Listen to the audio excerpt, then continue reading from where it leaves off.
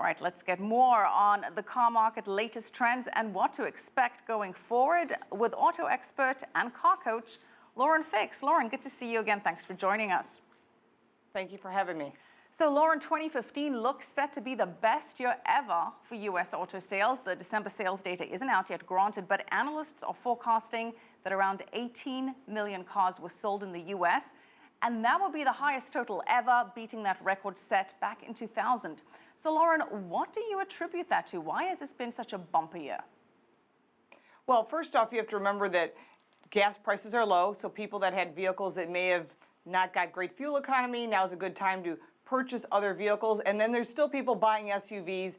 Typically, leases are 3 years here in the U.S., so as people are getting rid of their vehicles from 3 years prior, we remember coming off of that cash for clunkers. Those cars are now coming back in. So this is not a forever escalation in sales. We'll probably hit about 18.1 million. But 2017 is about when we're starting to predict a slight dip in sales, and that's from the National Auto Dealers Association. And we're seeing that pretty much globally.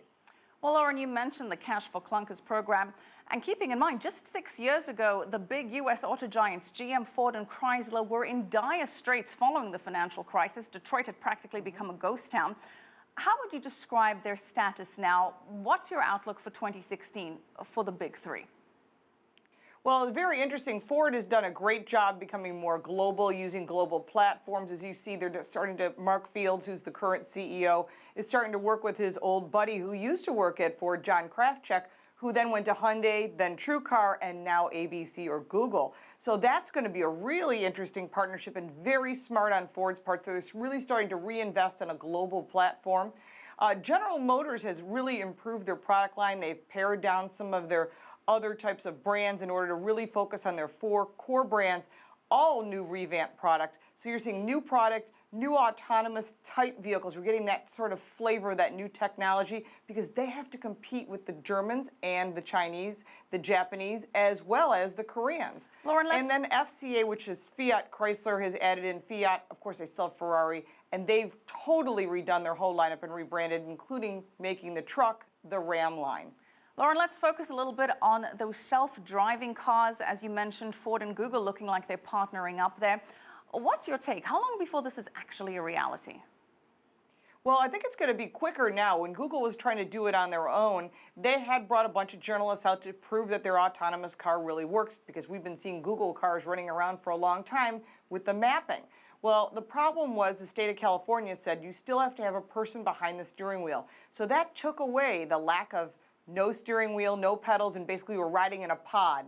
That may sound great for the cartoon types of like George Jetson, but in reality, people get very anxious when they can't control a vehicle and they're riding at certain highway speeds and they can't control it. So because of that law saying that someone has to be behind a steering wheel, it must be part of it, that sort of focused Google on looking for a partner, and a natural partner is Ford Motor Company, who has been testing in their own little city. They have an autonomous city in the state of Michigan where they've been testing these vehicles, and it's really great that they're putting this partnership together, because what's really smart about this, unlike what Tesla did, is the cars can be maintained at a Ford dealer, and they'll have Ford components, so they'll be easy to replace, which means insurance rates should be lower than that of Google standing alone as its own car company.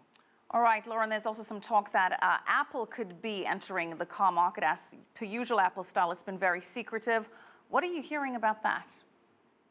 Well, we're hearing that they're poaching a lot of employees from Tesla and other car manufacturers. As a matter of fact, a lot of them are getting very mad because they're taking away their top technicians, their top computer experts. And these are people that are basically Silicon Valley type. So they're very smart. They're very much into the computer technology and how these vehicles function.